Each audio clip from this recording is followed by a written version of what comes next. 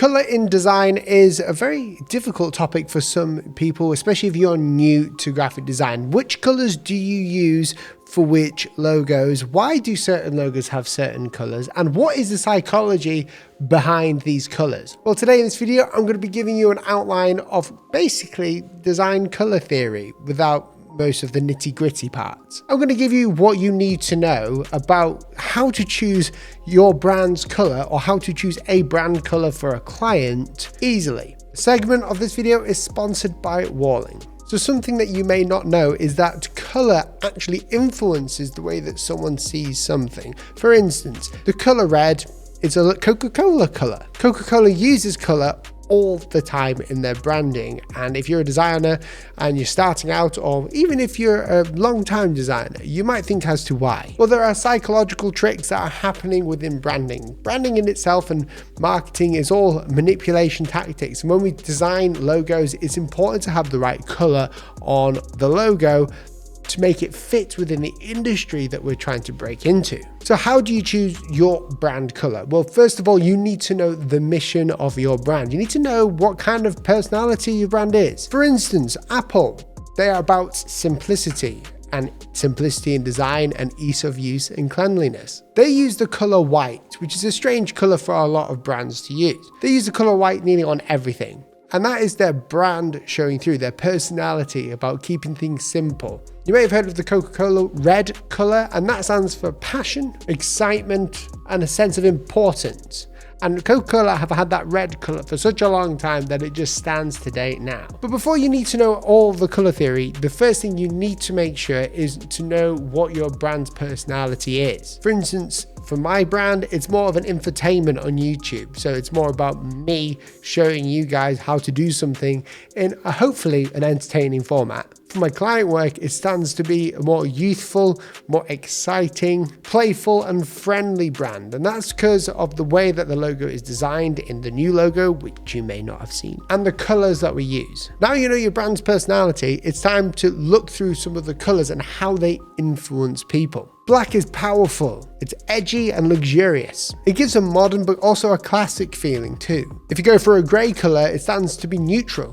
Maybe classic, serious, subdued, maybe mature. It could also be masculine. We've already talked about white, but again, white, simplicity, cleanliness, high end, maybe affordable. So you'll see a lot of companies like cosmetic companies using this color along all their products. Brown is like an earthy color, like down to the ground sort of person, like you would see someone gardening or something, getting your hands dirty. It's more like an old-fashioned mood. Pink is feminine. So I'm not saying that as a weird thing, but I'm saying it is a feminine color with branding. It also influences a modern vibe or gives a modern vibe to it, and also an innocence and youthful vibe. Purple you've seen rarely, but most of the time you'll see purple in a creative agency because it means creativity. But be warned, it can mean luxury as well, and that goes back to how we used to get purple, this color. You'd only see it in luxury or royals. If you go for dark blue, it stands for professionalism. It's very formal, so you see a lot of banks using dark blue. It's meant to stand for being mature and more trustworthy than others. Light blue is openness and being trustworthy. If your company stands on these two things, then you could go for the openness and trustworthiness. Green is another one that you'll see in a lot of banks and places where you'll give money because it shows stability. It's like a connection to nature as well. So you'll see a lot of prosperous, a lot of growth marketing in green. Yellow is a huge one nowadays in the modern vibe, and it gives off a modern edge. It also means playful, excitable, youthful. The great thing about the color yellow is that it's attention grabbing. You'll see me using it in a lot of thumbnails, and that's for the reason that it stands really well against white and black.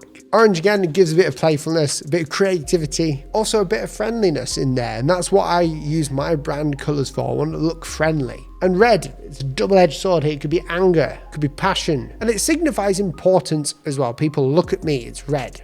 So you've got danger as well because of the stoplights and the red stop signs that we all know. Red means danger. That's inbuilt in us. So those are the core colors in brand identity. How do you choose your color? Well, you basically run through this list if you want to be very surface level. Obviously, this is not the way to do it if you're very serious about brand design. These colors give an inkling like an idea as to what you could go through. But it's super important also to try out different colors. Let's try an example. We've got a gardener. They could go for a brown and green color because the grass and everything that they work with is brown and green. It makes a lot of sense. If they go for like a white color, it seems a bit strange, or even a yellow one. You wouldn't ever expect a gardener to have a logo with a yellow logo on it. It just doesn't fit. It doesn't fit right. If you go to a solicitor's firm, obviously you wouldn't see them in Comic Sans because the typography has to generally be either modern or, stand up to the test of time with serifs. But you'll see a lot of the time that they're black, gold, or grey. You won't see many solicitors,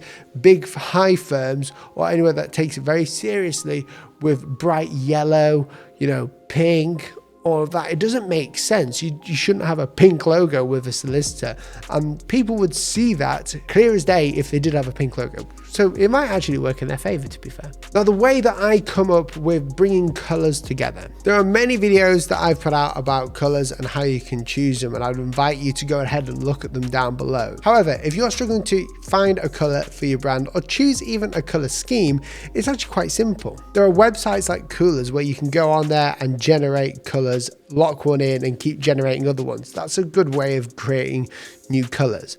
If you're trying to work out the contrast between two colors, like the background and the foreground, then what I would suggest to do, it's a great trick that's been around for quite some time, is go ahead, put the two colors together and then change the background and the whole thing into grayscale. If there's not enough contrast, you'll see that the grays will sort of merge in together. But if there's enough contrast, you'll be able to see it in the sort of black and white view. You can also create a color scheme for your brand by taking two complementary colors together. So you've got your main and your sub color that you bring in, and use the blend tool inside of Illustrator to merge them together, blend them together, and you've got a bunch of colors in this giant gradient that you can use. Now, if you're a designer and you're looking to do some brand identity, then it's important to have an app or a way of communicating with your clients, whether that's through a brief or whether that's taking a contract or bringing in some work or some ideas. It's important to be able to communicate with clients, especially now that we're working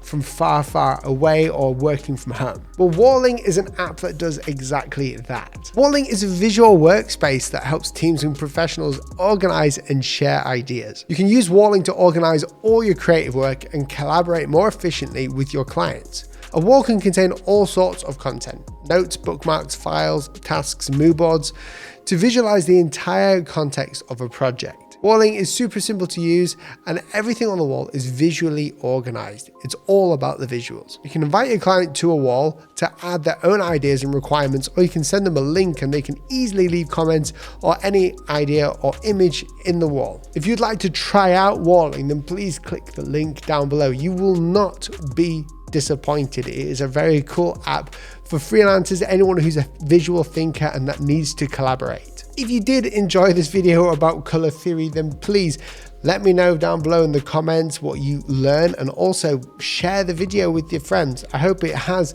given you something to think about when choosing brand colors for your clients, or if you are someone who's just starting out on the logo design journey or trying to create a brand color for themselves and their brand. Good luck. Follow this video, check me out. I've got tons of videos on color theory in my YouTube channel. Remember to subscribe so you don't miss another video, and I'll see you in the next one. See you soon. Goodbye.